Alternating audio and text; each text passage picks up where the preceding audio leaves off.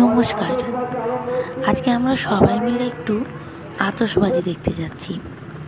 আমাদের এখানে ১ সপ্তাহ ধরে শিব পুজো উপলক্ষে অনেক অনুষ্ঠান হয়েছে। আজকে তার শেষ দিন। যে কোনো জিনিসের শুরু থাকলে তার শেষও আছে।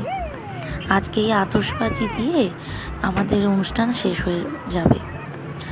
তো সকলে মিলে আজকে আমরা দেখতে এসেছি। চলুন আতশবাজি দেখি। এই যে বাবুও আছে। বাবু আমার যেখানেই থাকবে কিছু না কিছু খেতে হবে। চলুন সবাই মিলে একটু আনন্দ করি।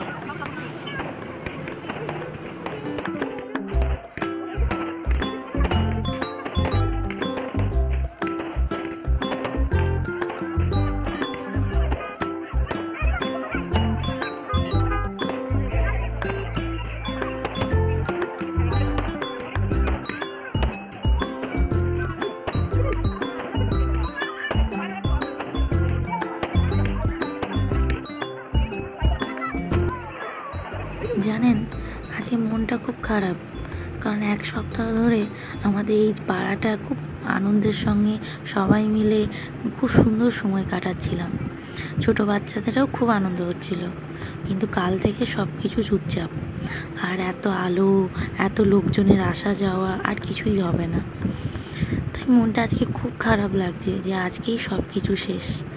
কিন্তু কিছু করার নেই, আবার নতুন বছর, আবার নতুন কিছু, সব কিছু আবার শুরু হবে, আবার শেষ হবে। এটাই তো হবে, এটাই মানিয়ে নিতে হবে, তাই না?